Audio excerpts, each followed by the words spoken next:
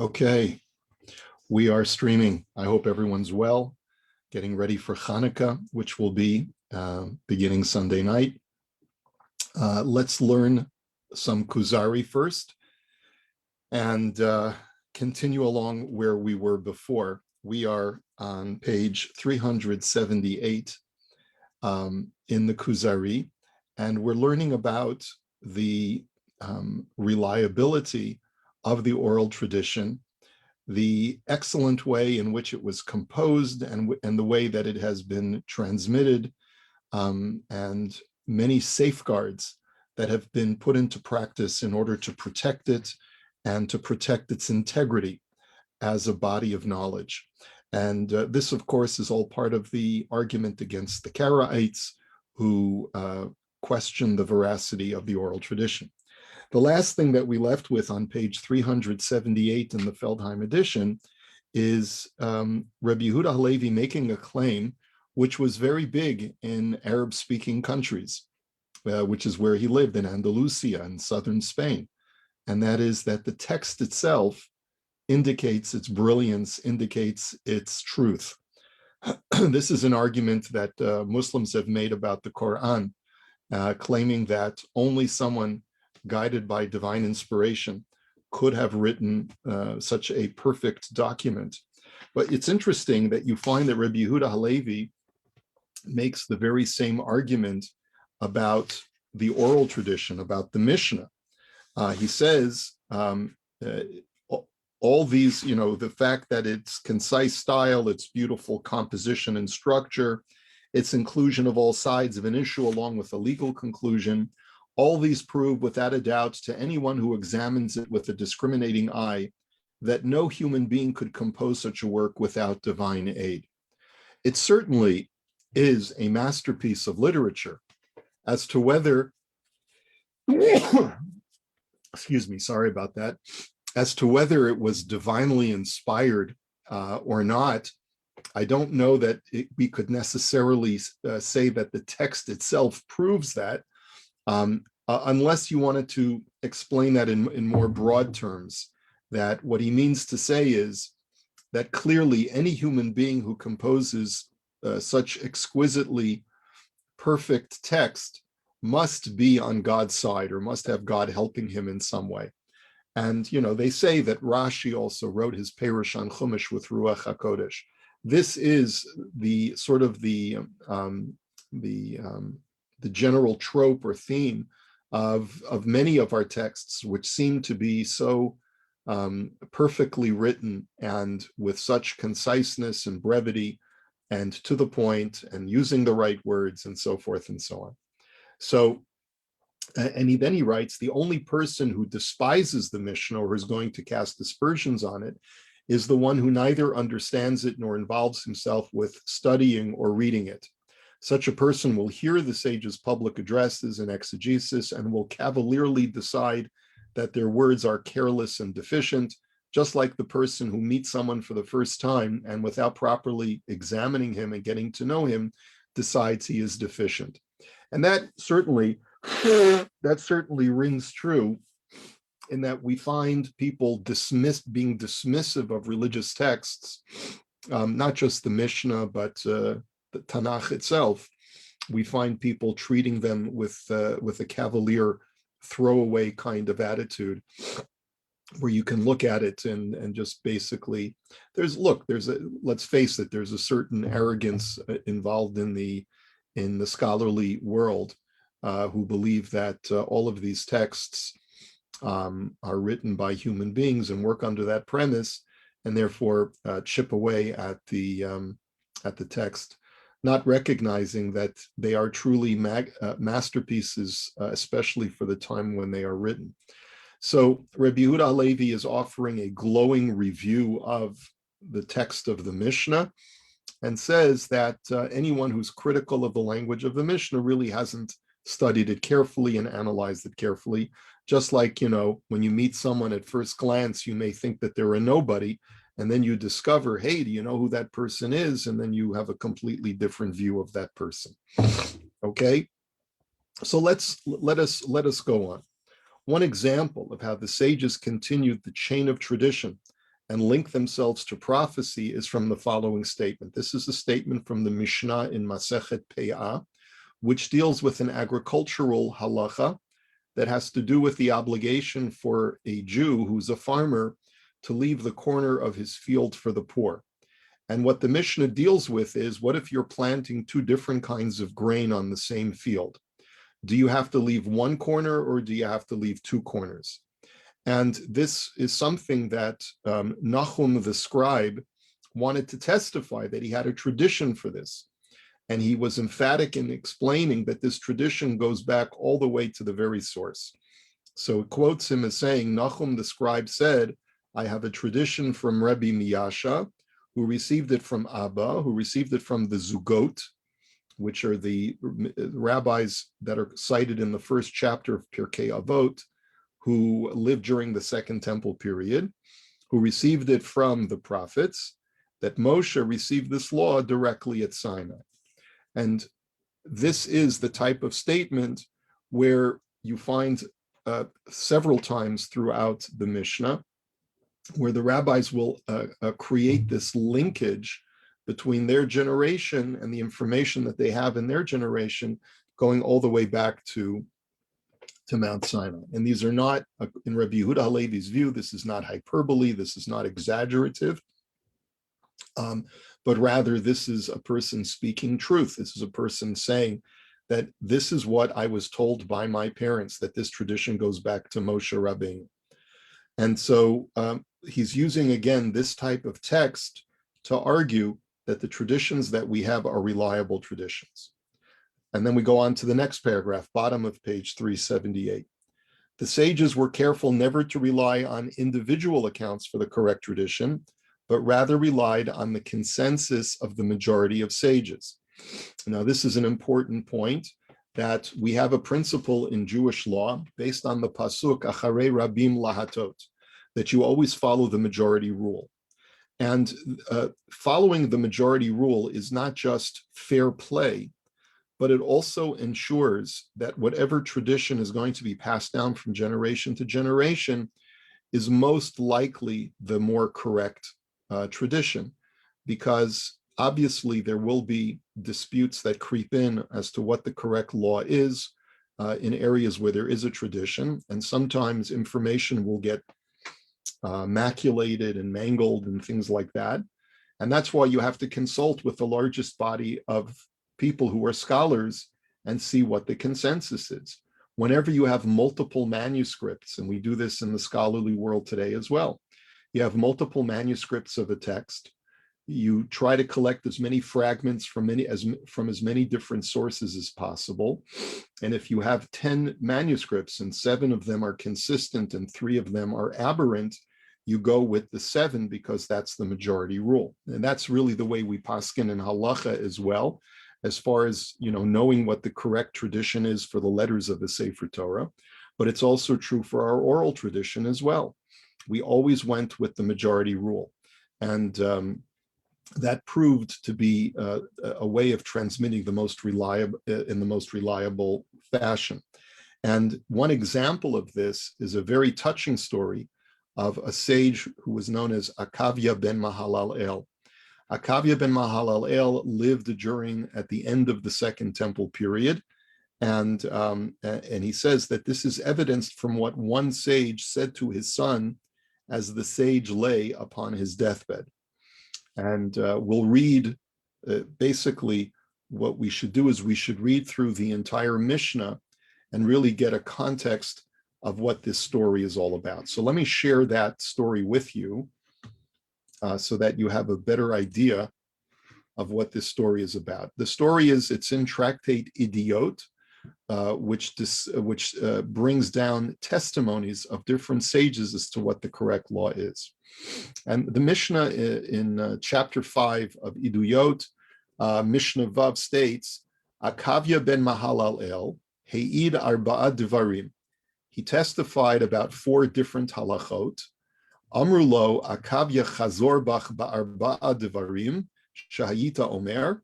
And the rabbis turned to Akavya and they said to him, these 4 halachot that you attest you've received by tradition, you need to retract those positions. And if you do so, v'na'asecha av beit din liYisrael, we will make you the head of the Sanhedrin if you do that, because you have all of the qualifications. The only problem is that you're a rugged individualist, you're an independent thinker, and you don't toe the line when it comes to these four areas or these four halachic rulings. You don't side with the majority. And what was Akavya's response to them? Amar lahen mutavli lihikarei shote kol yamai velo le'asot sha'a echat rasha lifnei hamakom. He said to them, I would rather be called a fool my entire life rather than be called a wicked man in the eyes of the Almighty. Shelo yihiyu omrim bishvil sirara chazarbo. And especially now that you've offered me the position of the head of the Sanhedrin, if I retract these four positions, I certainly cannot accept your proposal, because people will say that I retracted my position not because I didn't believe it was correct, but rather because I wanted a position of power. And I cannot do that. He had so much integrity, Akavya ben Mahalalel, that not only did he refuse to retract a position which he had heard from his teachers, but he said, even the more reason why it's impossible for me to retract, because if I do so now, people will say that it was only because I was looking for a good job. I was looking for a good position. Now, we're not going to go into the four areas of halacha because they happen to be quite technical. I'll just mention one of them. One of them is the sota water, which you might find interesting. He used to say, Akavya ben Mahalalel, that if a woman is a convert, she never drinks the sota water. You have to be a natural-born Jew. And the Chachamim disagreed, and they said, no, any Jewish woman is subject to drink the sota water. And there are three other halachas like that, and the Gemara discusses at a set place what the basis of their machlokas was. But it's important to note that Akavya ben Mahalalel heard these traditions from his teachers. It's not like he was making them up. He had this as a tradition. Later on, the Mishnah suggests, Viniduhu umeit biniduyo v'saklu beitin et arono. There's one opinion in the Mishnah which says that because he refused his entire life to retract those positions, the Beit Din put him under a ban because they felt that they needed to distance the Jewish people from his Piskei Halacha, because they were worried that this would create a schism within the Jewish nation. And so Rabbi Yehuda, when he heard that suggestion, he said, Chas v'shalom. God forbid that ever happened. No one would ever have put Akavya under a ban. He says, She'ena azaranin elet b'fnei kol adam Yisrael b'chochma u'v'yirat chet ka'Akavya ben Mahalalel. Because there was no one during his lifetime. If you would gather all the Jews who had made a pilgrimage to the temple during Akavya's lifetime, and he was together with them, and then you closed the door to the courtyard and just looked at all the people that were there, the thousands upon thousands of people who were gathered, there would have been no one who could rival Akavya in wisdom and in fear of sin. No one came close to him. No one could match up to him. So to suggest that such an outstanding individual would have been put under a ban is just impossible to suggest. And Rabbi Yehuda therefore says it's a case of mistaken identity. There was another sage of his time that was put under a ban, but it's got nothing to do with Akavya. Now, why did they not put him under a ban? Because as we'll see, he legitimately maintained his position, since he maintained that his position was the majority rule. At least in his generation, this was part of the debate between himself and the other sages. He felt that his position that he had heard from many of his teachers was the majority rule. The sages said, no, our position is the majority rule because we've heard this position from a multitude of rabbis. And therefore, they both had legitimate arguments as to why each party was correct. But now when we look at the aftermath, and this is the part that Rabbi Yehuda Halevi is quoting, is the next Mishnah. Bisha'at mitato amar livno. As he was on his deathbed, he says to his son, Akavya turns to his son and he says, Bini chazor bach be'arba'a devarim shahiti omer.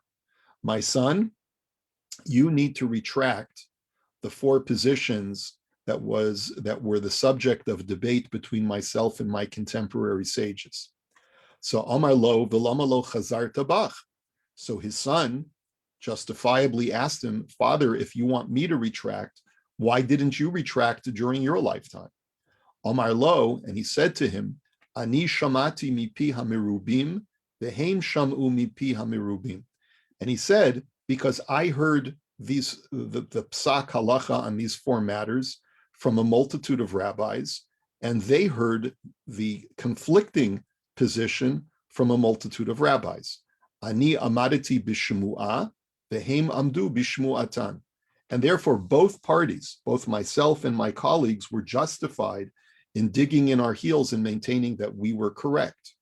Aval ata shamata mipi hayachid umipi hamirubin, mutav lahaniach divrei hayachid v'le'echoz b'divrei hamirubin. But you, my son, by the time you came around and joined the rabbinical community, the matter was already decided that the majority went against me. I am now a das yachid, we say in halacha. I am now a singular opinion. I'm the minority opinion. And therefore, you, my son, do not have the right to take my side in the matter. It's almost like, there are matters that even in contemporary halacha, where there's a majority opinion and a minority opinion. And during the lifetime of a sage, he's allowed to maintain his position, even if it's a minority ruling. But by the time the matter is finally arbitrated and decided upon, that that singular sage's opinion is the minority, he should pass on to the next generation, fellas, you've got to side with the majority. I know, like, for example, at the very beginning of the 20th century, Reb Chaim Ozer had taken a position that gelatin that was manufactured from non-kosher animals was, because it was manufactured from bone and was completely desiccated and ground to a fine powder that was inedible, he felt that that could be considered kosher, even if it was harvested from an animal that was not kosher. But by the time, after his passing, it was revealed that he was a minority opinion. And so therefore, the vast majority of the kashrut world no longer accepts that position as being viable. And therefore, any rabbi who sides with Reb Chaim Ozer on this matter is considered to be sort of outside the mainstream kashrus industry. That would be one example, just to give you one example. And the reason why I'm thinking about it is because I get this question all the time, about a particular hechsher. Is this hechsher acceptable? And sometimes someone shows me a symbol for a hechsher, and I tell them, I'm afraid that that's not something, that's not a hechsher that we recommend.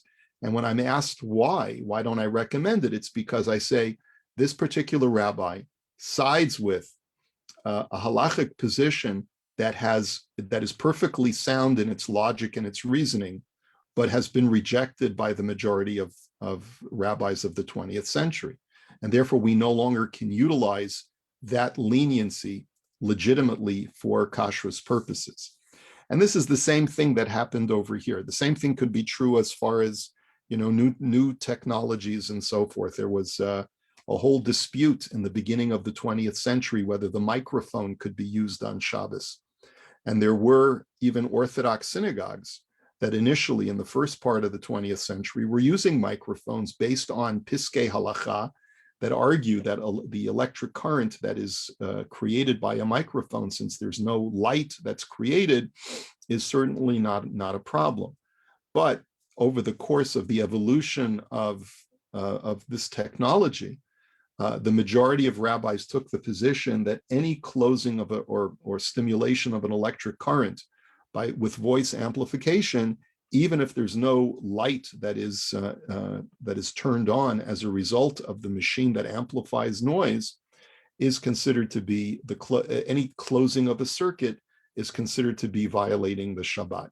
And therefore, it became an accepted norm to not use microphones. And that's why, sometime in the late 20th century, the OU finally came out with a policy that you could no longer be an OU synagogue if you were still using your microphone in your shul, because once a matter has been finally decided upon, we all have to move on from that, go with the majority. And even though there's complete soundness and reasonableness to the minority opinion, once it's rejected, it can no longer be an accepted, viable position for the halachic community. Okay, and so that's the reason why Akavia ben Mahalalel told his son, you need to side with the other rabbis, because even though I was justified in taking my position in my lifetime, but you only heard this from me, you didn't, the majority have gone against me, and therefore you have to go with the majority. Now let's just learn the last line of this Mishnah, where his son said to him, Amar li Abba Pekoda Laila Chaberecha. So his son, the last request that his son, that we have recorded of his son asking his father is, Father, put in a good word for me to your colleagues. In other words, I would like to be accepted in the rabbinic community. Put in a good word for me. Write a haskama, write an approbation, and let them know that I am a scholar, so that they will accept me. So Amar Lo, Eini Mafkid, and his father refused, which is shocking, right? But what was his argument? Amar Lo, Shema Ila Matzatabi. So the son said to him, Father, why wouldn't you write an approbation for your son? Have you found any defect in me that makes you think that I'm not worthy of being part of the rabbinic community? So Amar Le Lav. And his father said, no, there's absolutely nothing wrong with you at all. You are a great scholar. You're a world-class scholar and are worthy. But ma'asecha yikrevucha u'ma'asecha yirachakucha. Again, you see the integrity of a great sage shining forth. He said, I don't need to write you an approbation. Your actions will either bring you close or distance you from the rest of your colleagues. If you act with integrity, you will be accepted. If you act with a lack of integrity, you will be rejected, and it's up to you. There's nothing that I can do to maneuver that which needs to happen on its own. And so, like when we look at this, we see that the totality of the man Akavia ben Mahalalel was a man of great selflessness and a man of great integrity. His modesty allowed him to take a position which was unpopular. And the reason why he was able to do that was because he didn't care what people thought of him. And that's an act of humility. When I don't care what people think, but rather I feel that I need to do what's right, that's true humility. Humility is not, oh, what will people think of me and I have to submit. That's not true modesty. That's a desire that comes from the desire to be accepted and acknowledged. But Akavia ben Mahalalel said, no, what people think of me is not important. I'd rather be called a crazy man my entire life and not depart from what I believe is truth. And he was transmitting that same idea to his son. And his point to his son was that if you comport yourself with absolute integrity and always stay faithful to the truth, eventually you will be brought close and rise to where you need to be. And if not, then it's not meant to be. Okay. Now, this humility is something that we read about in Pirkei Avot as well, about Akavia ben Mahalalel. And he's probably known most famously for this statement because it's been made into a song, and people study Pirkei Avot, so they're more familiar with this statement. He said, and this is the last thing we'll learn about Akavia, histakel bishlosha devarim v'iyata ba lidei avera.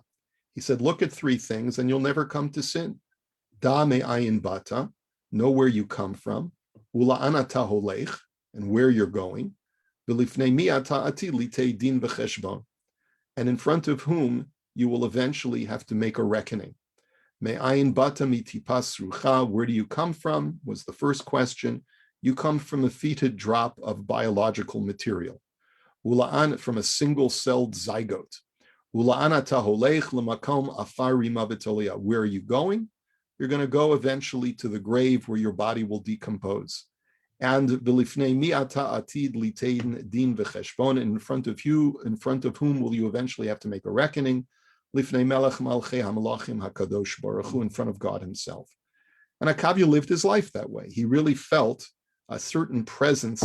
He had a presence of mind. He had a mindfulness about him that wherever he was and wherever he went, he would really ponder these three thoughts or imaginings in his mind. I come from nothing, I'm going to nothing, and I'm eventually going to stand before God in judgment. And it was that kind of integrity that allowed him to have the sufficient humility to always maintain his position of truth, regardless of the consequences. And so now when we think about why is Rebbe Yehuda Halevi bringing this person as an example of the integrity of Torah Sheba'al Peh, you certainly can understand. So we continue reading. He said, the son asked, why did you not reverse your position? The father replied, because I heard the law from many sages and my colleagues heard the law from many sages. Therefore, I could subscribe to my position and they could subscribe to theirs. But you have heard the teaching from only one person. It is better for you then to forgo the words of the one and to subscribe to the words of the many. And for Rabbi Yehuda Halevi, this sort of says it all. And I think that's perhaps the reason why he doesn't mention Akavya ben Mahalalel by name, because he wants to transmit to us, he wants to communicate to us that this was typical of the rabbinical community. The rabbinical community was not known for its egos, but was rather known for the rabbi's commitment to integrity and truth. That's what they were all about. Okay? So, and we're going to conclude this section. He says these are just a few of many examples of the integrity of the rabbis, the superior accounts that are contained in the Mishnah. And we'll continue that, and that'll be a good preparation for us to go into the next section, paragraph 68, 69, 70. We're going to go into some short paragraphs of dialogue, and then we'll use this to conclude the third essay. We're going to go into some more writings of the sages and talk about their wisdom, and that's how we'll conclude the chapter. So this is where we'll hold the Kuzari for today. Any questions, comments? Yes, I have a question. Please. Yes, I'm not quite sure what he means when he says, when he asked the question, Ula'ana taholech, and you said he means I'm come from nothing, I'm going to nothing. Isn't it more like I'm going in Derech Hashem, like I'm La'ana taholech? There has to be certain derech that you're going for your life to be meaningful. What does he really mean by that? I'm nothing. I'm a creation of compared to Hashem, and I answer to Hashem. What does he really mean by that? What would the answer be then for la'ana taholech? Well, the text actually says that. He says ula'ana taholech. If you can see my cursor, lamakom afar rima v'toleah. You're going to a place of earth, maggots, and worms. So he really is, obviously you're right in that ula'ana taholech is a more existential question of what is my general path in life. But for him, this was a way, this mantra that Akavya used for himself was a way of humbling himself and instilling himself with the sufficient humility that was necessary in order to stay on that narrow path of truth and honesty. And this was the way he tried to do that, recognizing that anything that I do in this life is of no great import. So my most important task in life is the maintenance of truth and integrity. Thank you. Sure. That's clear now. Okay. Excellent. All right. Great. Okay. So what I'd like to do now is switch gears to Parshas VAYESHEV, unless there are any other questions. And the name of our Torah today is the wine and bread of God. And you'll see why we chose that topic. What I'd like to we don't have any psukim on the screen today, but so many of you are familiar with the Yosef story that I sort of take it for granted that you're familiar with at least part one of the story, which is in our Parsha, which discusses how Yosef was the subject of jealousy by his brothers, and they eventually sell him into slavery. He ends up in Egypt. He ends up being accused falsely of having sexually assaulted the wife of Potiphar, and eventually has to end up in prison for a number of years. And the Parsha ends with his two cellmates, the Sar HaMashkim and the Sar HaOfim, the wine steward and the baker. Okay, and we know the story. Just to review the story, the wine steward was imprisoned, according to our sages, even though this is not explicit in the text. He was imprisoned because he had committed an offense against the king, that the king found a fly in his goblet. And the baker was imprisoned because the king, when he was munching on one of the loaves of bread that was presented to him, he found a small pebble in his bread. And that was also a grounds for imprisoning the baker. Now, at the very end of the story, these two men come to Yosef with their dreams. Yosef interprets their dreams correctly and correctly predicts that the wine steward will be returned to his post, and the baker will not return to his post, but will instead be executed. And everything that Yosef predicted exactly came to be. And it was because of that last episode, that this plants the seeds for the next chapter of the story, which is in next week's Parsha, where we read that Paro needs a dream interpreter, and the wine steward, recalling how Yosef had interpreted his dreams in prison, is able to fetch for Yosef. Okay, so that's the basic outline of the story. There's only one other part of our Parsha, which sort of does not really fit into that whole narrative, which is the story of Yehudah, which is an interlude in the middle of our Parsha, which basically tells us that while this whole story of Yosef is transpiring and Yosef is brought down to Egypt, Yehudah also departs, but he stays presumably in Eretz Yisrael. He separates himself from his brothers, and according to our sages, it was a form of self-flagellation or self-imposed exile, because he felt somewhat responsible for Yosef's sale to one degree or another.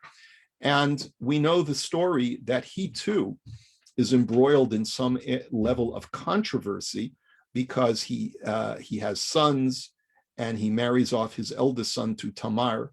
His eldest son passes away, and then his second son marries Tamar, and that second son dies as well. And now it's time for the third son to get married, and Tamar says, I would like to marry your third and only remaining son. And Yehudah demurs, and he says, wait a while, let's wait till Shelah gets a little older, and then we'll talk. Tamar, realizing that things are not going as planned, and she is sort of a lady in waiting, disguises herself as a zonah, as a harlot, seduces Yehudah on the road, and she becomes pregnant from her father-in-law, and that is the beginning of the messianic line. Okay, so that's sort of the interlude in the story. Yes, he marries a Canaanite. That is correct from Annie. That is true. That these are his children from a Canaanite woman. 100% correct. Now, why that interlude appears in this story, according to the Medrash, is to tell us that so many things can transpire at the same time, and they are all part of an elaborate plan, and only the master of that plan can see the overarching structure of all these different things intertwining with each other. Because at face value, just because Yosef and Yehudah are brothers, their stories do not seem to have anything to do with each other, right? They're completely independent. What happens to Yehudah and Tamar has nothing to do with the life of Yosef. What happens to Yosef has nothing to do with the life of Yehudah. And yet the Medrash tells us, Rabbi Shmuel bar Nachman patach, the Medrash says that Rabbi Shmuel said, Ki anochi yadati et hamachashavot, that God is described by the prophet Yirmiyah as saying, I know all human thoughts. I know what's going on. I know what transpires in people's minds. Shvatim hayu asukim b'mechirato shel Yosef. That look at all the things that were transpiring all at the same time. First, the tribes were involved in Yosef's sale, the brothers. The Yosef haya asuk b'sako uveta'anito. Yosef is in the midst of mourning his unfortunate situation. Reuven haya asuk b'sako uveta'anito. Reuven, who bears guilt over his previous sin and this sin of not saving Yosef, also is in a state of mourning and sackcloth. Yaakov haya asuk b'sako uvetanito. Yaakov also is in a state of mourning and sackcloth and fasting because he thinks that his son Yosef is dead. Yehuda haya asuk likach lo isha, and Yehuda is engaged in getting married and moving on with his life. Everyone's moved in a completely different direction, gone into their own silo, focusing on their own situation in life, whether for good or whether for bad. And look, during this whole thing, v'hakadosh baruch hu haya osek borei oro shel melech hamashiach. And God, in the meantime, is taking all of these stories and weaving them together to be able to create the light of the King Messiah, who would eventually descend from Yehuda and Tamar, who would be brought down to Egypt because of Yosef, and how all of these stories weave into each other to create the future destiny of Klal Yisrael, of the Jewish people. So that's the first thing, and that's the reason why the Torah juxtaposes these stories at face value. But there's another point, and there's a lot of commentary on this issue.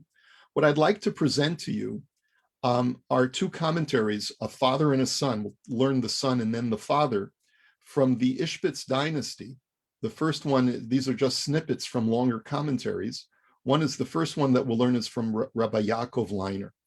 And there is a pasuk that we read from the prophets that says that when in the times of the Messianic age, Yehuda will no longer be jealous of Ephraim, and Ephraim will no longer be jealous of Yehuda.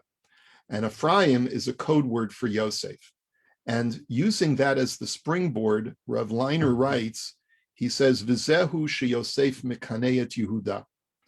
He says, when you look at the juxtaposed stories of Yehuda and Yosef, you see something very odd. Madua Hashem yitbarach maskim al kol pe'ulot Yehuda. Why is it that God is totally fine with everything that Yehuda does? Va'af b'ma'aseh de Tamar, sha'al hagavan ulevush hachitzon nir'eh shezehu hefech miratzon Hashem yisbarach. He says, and even the story of Tamar, where you would normally look at Yehuda and his behavior, and you would, of course, criticize it and cast aspersions on the way he behaved. Not only did he not take care of his daughter-in-law Tamar and make sure that she would get remarried, but he also succumbed to his Yetzer Hara, to his evil inclination. And nowhere do we see that he is punished, in any way afflicted because of this. He's allowed to go with impunity and move on with the rest of his life. And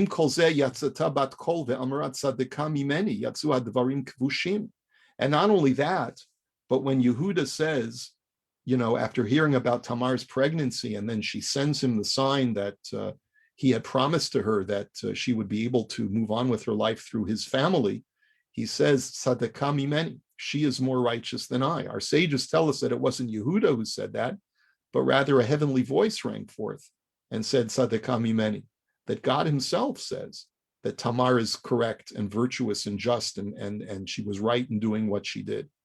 And so Yehuda gets off, and God says, basically, Yehuda, no problem, you get a free pass.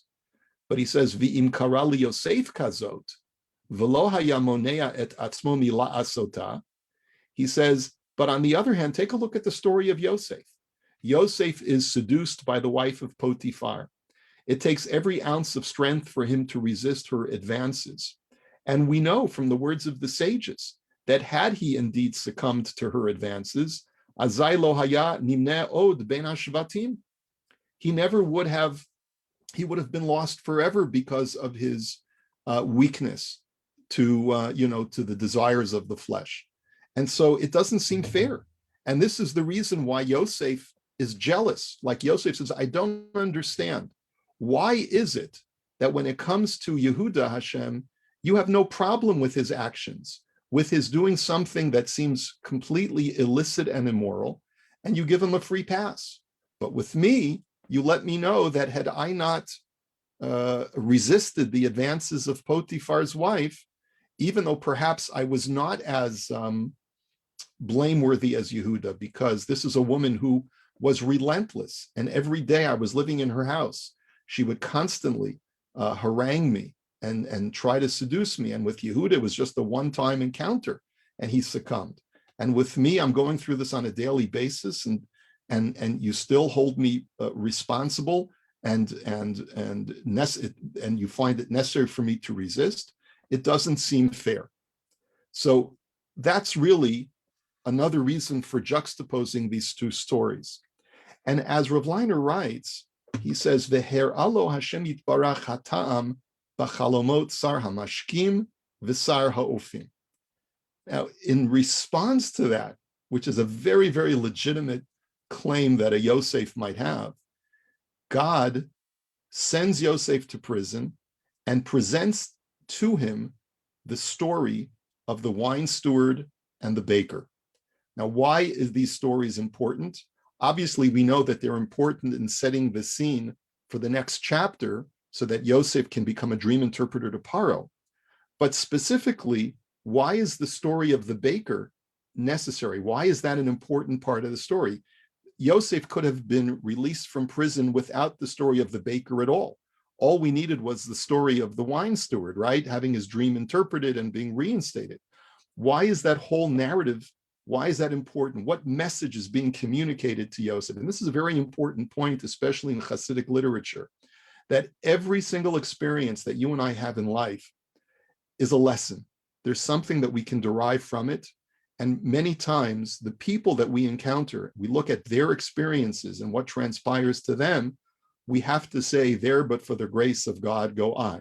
That I'm supposed to be associating with that person, whether they experience something positive or negative, and say, okay, that the fact that I have been witness to this, what lesson am I supposed to take from it? And he writes as follows: Sar ha'ofim hu mimuneh al ikar chayei hamelech, ki lechem levav enosh yisad. That the baker, what's the difference between a baker and a wine steward? A baker is responsible for the most basic staple of human existence, which is bread. When you're a baker, you have to make sure that you bake good bread so that people can survive, right? Uve penimiyut hu Yosef hatzadik mechuvan l'sar ha'ofim.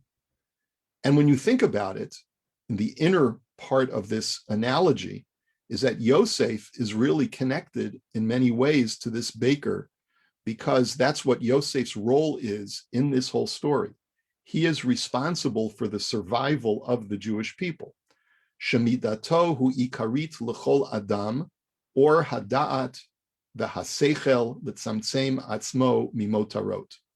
And he uses a very deep kind of language to explain that Yosef is essential.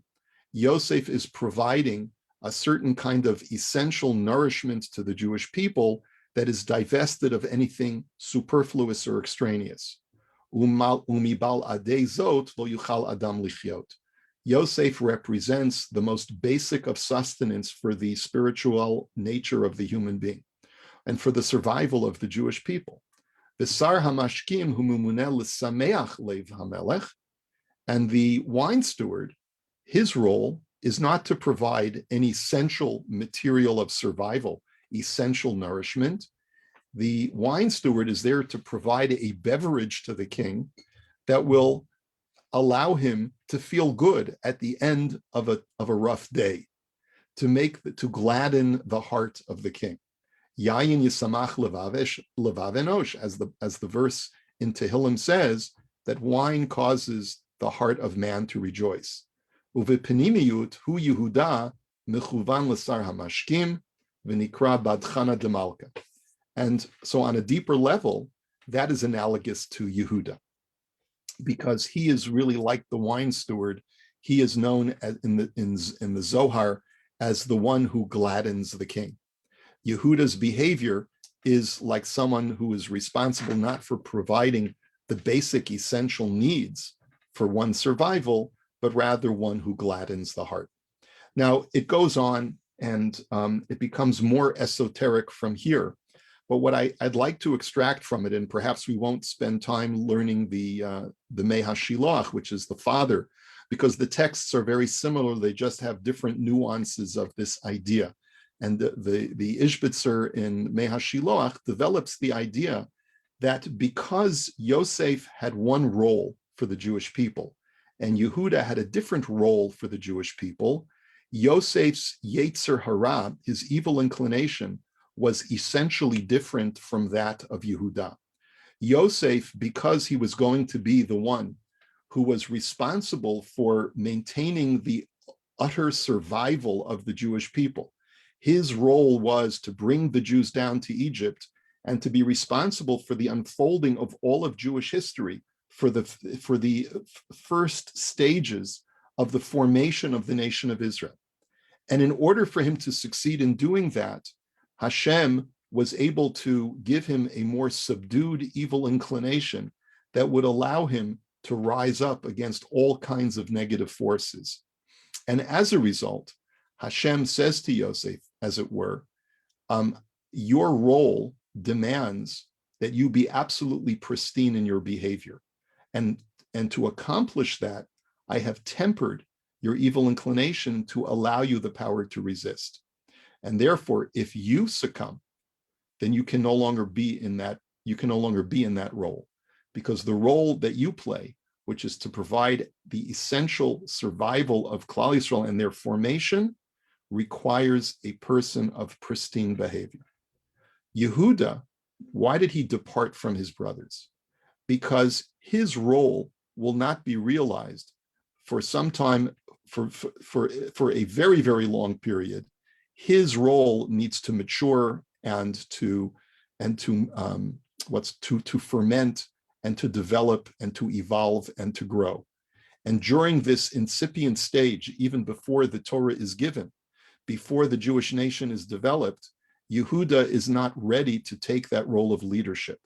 He therefore is known as the one who gives joy to God, but is not essential for the formation and growth of the Jewish people at this point.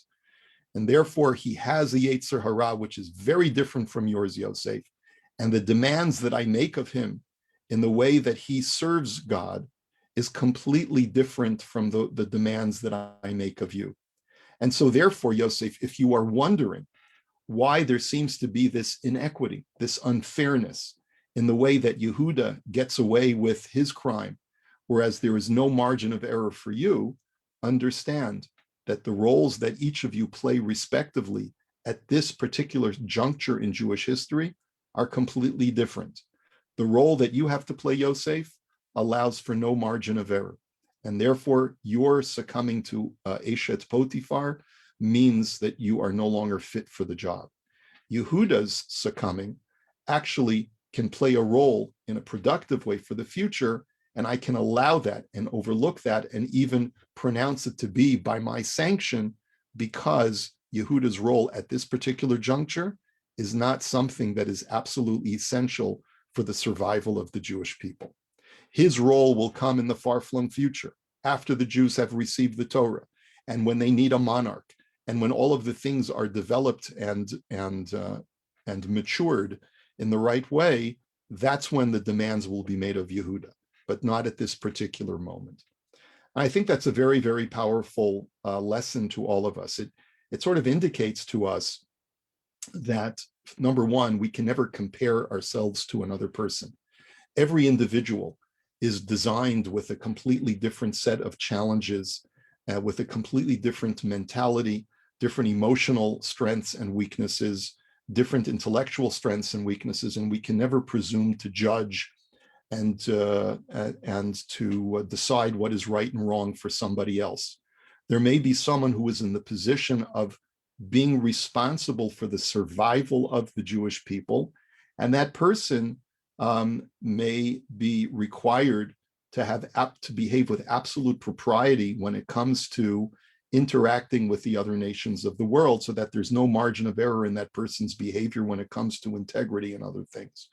There may be other people whose role is not as vital at this particular moment in history, and therefore God may be more forgiving if that person is involved in certain kinds of improprieties that we would not allow for someone else who is in a position of power. Another thing that I think is important to note is that the story of Hanukkah is about to come upon us, and the role of the Chashmonaim was a role that they switched from being just the Yehudah persona, the priests in the temple, whose role was vital for the spiritual sustenance of the Jewish people, but not for their physical survival. And it was only through the story of the miracle of Hanukkah and through their committing themselves to fight for the survival of Klal Yisrael that they became more of like the Yosef persona. And therefore, there was no margin of error allowed in their behavior as well. And perhaps that might explain why, as quickly as their rise was, as quickly as they rose to power there, and it was such a precipitous rise in greatness for the Hasmonean dynasty, it fell just a few decades later, and it had a very ignoble fall from grace because of corruption and so forth. And a lot of times you find those things happening when a person is put in a position where they must assume a role of power. We say power corrupts, right? But the reason that power corrupts is because once you assume that role, there can be no margin of error. A person has to, perhaps if you had remained separate and in the shadows and had kept to yourself and not assumed that role of great responsibility, none of those corruptive forces would ever have gotten a hold of you. But once you assume that position of being responsible for the essential survival of your people, there is a higher standard that is placed upon you, just like that higher standard was placed upon Yosef. So that's what I wanted to present to you. And hopefully when we meet next week, it'll be over Hanukkah, and we'll be able to talk a little bit more about the miracle of Hanukkah and what we can learn from it. But that's what I wanted to present to you today. Any questions, comments, any thoughts that you'd like to add to that or agree or disagree with? Hi, it's Elaine. I just wanted to ask, Yosef was punished and he was sent to prison because he couldn't control himself with Potiphar's wife. So what would have happened if that didn't happen? Like, because it was because he interpreted the dreams that he got to the higher position. So is there any discussion about what would have happened? Well, remember the story, Elaine. It's not that Yosef was imprisoned because he couldn't control himself. Yosef was imprisoned because he refused to submit to the advances of Potiphar's wife. And she, in frustration, accused him of trying to rape her, right? But it was a false accusation. He did nothing wrong. It was that he couldn't take it anymore. So when she grabbed a hold of his clothing, he slipped it out of the robe and ran outside. And then she had the evidence against him that she could say, look, here's his garment. He tried to attack me and I was able to pull off his garment and get away from him, right? So it was his ability to resist. Now, of course, this was all orchestrated by God. Once Yosef showed that he was completely pristine in his behavior and would not submit to the Yetzer Hara, God said, now the next chapter can unfold of how we are going to get you to rise to the viceroy of Egypt so that you can bring the Jewish people down to Egypt. Did I answer your question? So why do you have to be in jail for such a long time? Well, there's a lot of commentary about why it was necessary for him to be in jail. A lot of it has to do with the fact that he learned so much by being in prison. It matured him, it humbled him. There were character flaws, in Yosef's, that Yosef possessed, which was what got him in trouble with his brothers in the first place. Prison saved him, as someone on the chat says. Had he really been guilty, Potiphar would have killed him, right? Correct. That's exactly right. That Potiphar would have had grounds to put him to death, that the authorities knew that he was not guilty, but because of Potiphar's position, they put him in prison instead. But Elaine's question is, well, then, why, from God's perspective, did he deserve to be in prison? And the answer is that many times you have to go from bira amikta, you have to go from the deepest depths to appreciate what it is to go to the highest of heights. Yosef needed to be humbled in order to be able to assume a role of greatness and not letting it get to his head. And that was part of the reason why he had to sit in prison first. Okay. Okay. Have a wonderful. I've got another question. Yes, please. Me. Is that You Rini? It's me, Rini, again. Hi. Hi.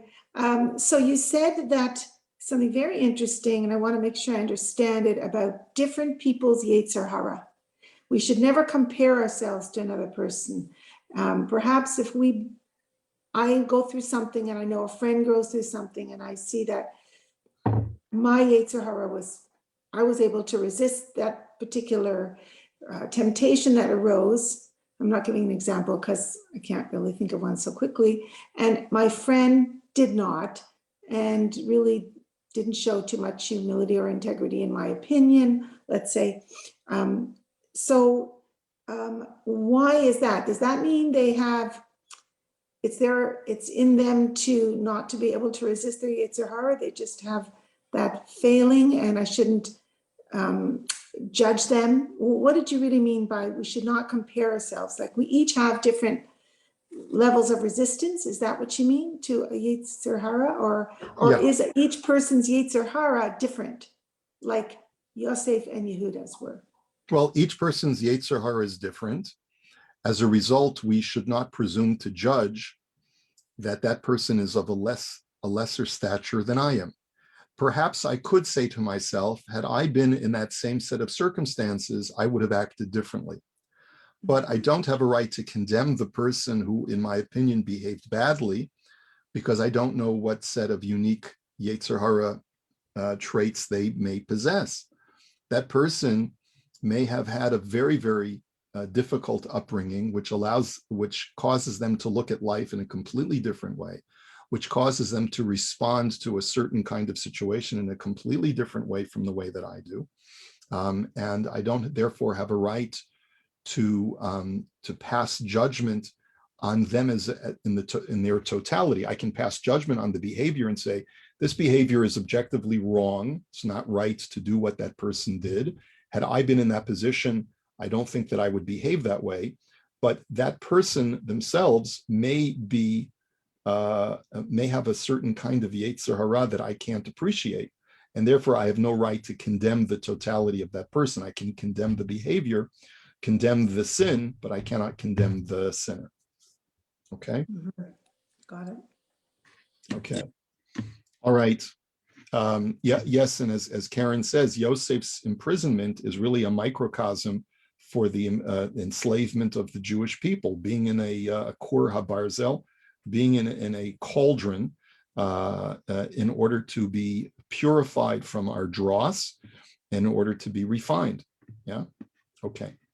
Have a wonderful week, everyone. We'll see you, Bezrat Hashem, and Chanukah Sameach. We'll see you soon. Take care. Thank you. Thank you.